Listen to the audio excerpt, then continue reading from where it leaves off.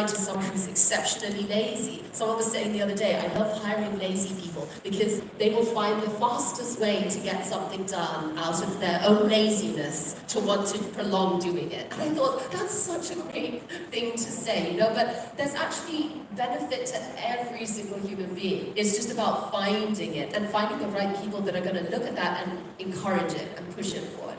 And I think as in your field of psychology, I think that's one of the greatest things that you can do is to find the nuance of every person and then go, there's nothing wrong with you. You're different. It's true. Actually, I love my job. So if Anthony had asked me, who are the 3 people you love most, I was thinking about it okay, my job, and then myself, and then my dad, in that order. You're very well balanced then. Thank you. Not really. No. Actually, when it's diagnosed in childhood, as in parents are a little bit more, aware of these things and not just label your child stupid, lazy, I'm so embarrassed about you, why are you failing all your subjects, as opposed to getting that child help by first understanding that child at home. Yeah. And then, if the child needs help, get that help, the diagnosis. I mean, it's just a label, but you can work with that.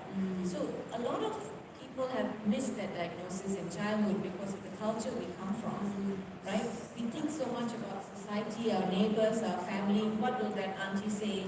Or what will my mother say about my child being this? Or, oh my God, all of them had straight A's for Form 5 and my child failed. So there's no support. Yeah. So for me, all my interviews, my writings, whatever I share on media is all about childhood and also about people who are getting married, and you really need to sit and think whether you can do the parenting job, because it's a full-time job till the day you die, right? And you can't just say, I quit, or can I give this child back? There's no such thing.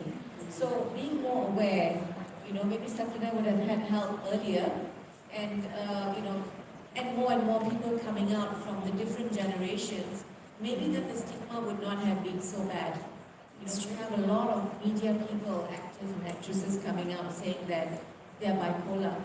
I mean, honestly, as mental health people, if I have to have a certain kind of depression, I would choose bipolar. Because it is, honestly, you can actually do so versatile. Yes, very versatile, but you need to manage yourself. We are very creative.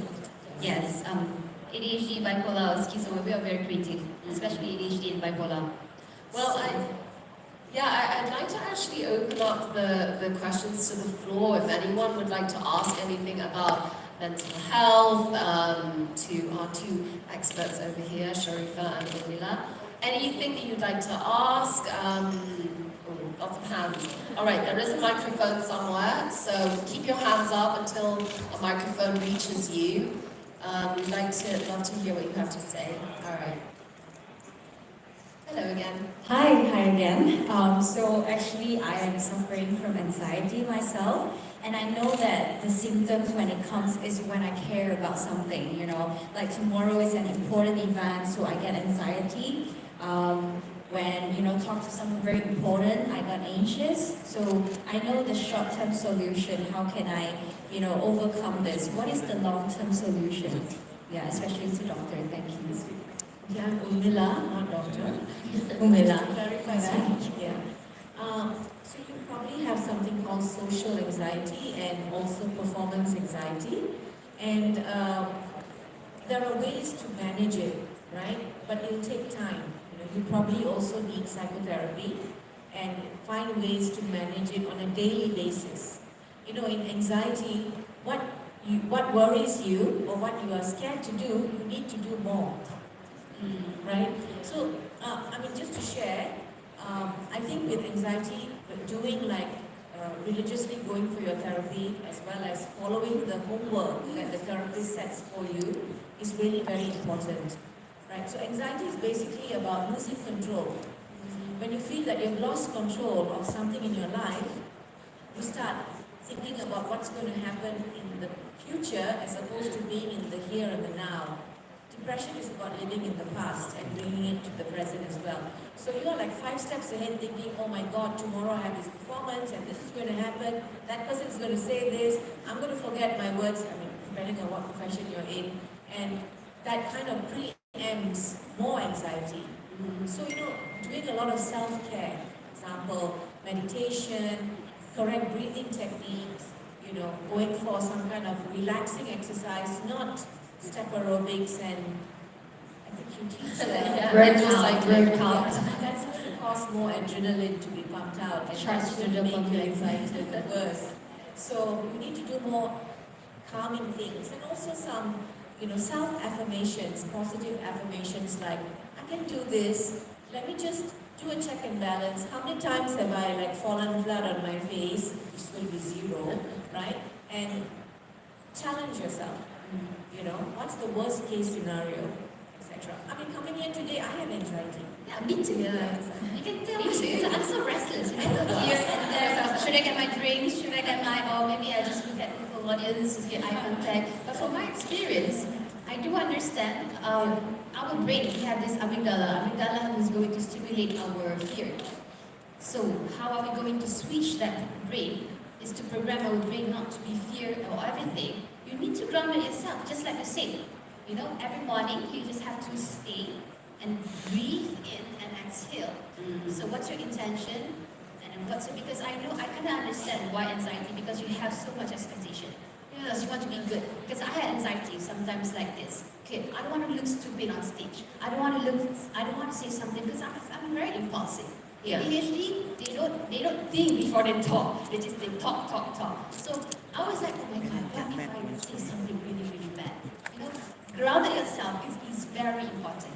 Yeah, grounding Yes, yourself. you need to take at least 5 to 10 minutes early in the morning and then just breathe in because your brain is already, this is science like amygdala, it's like you have a fear and then your heart is pumping very hard and then how are you going to calm it down is by grounding yourself. Because don't...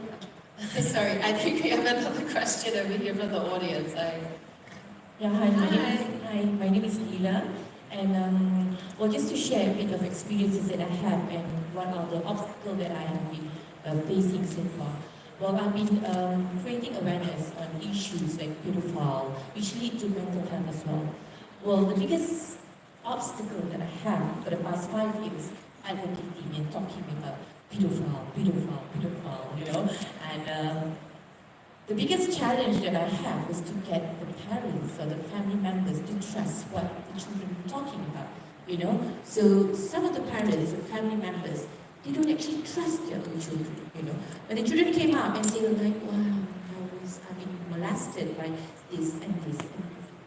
They would not be, the parent would say like, oh, you're just making it up, you're not telling us the truth and all that.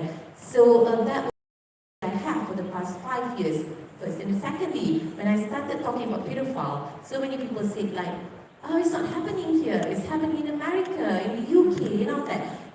We have this attitude of not trusting our child, which is bad, because if we don't trust them, who's going to trust them? So, please give me a bit of advice, how can I serve the community better, advocating the issues, and have that advice from you. Thank you.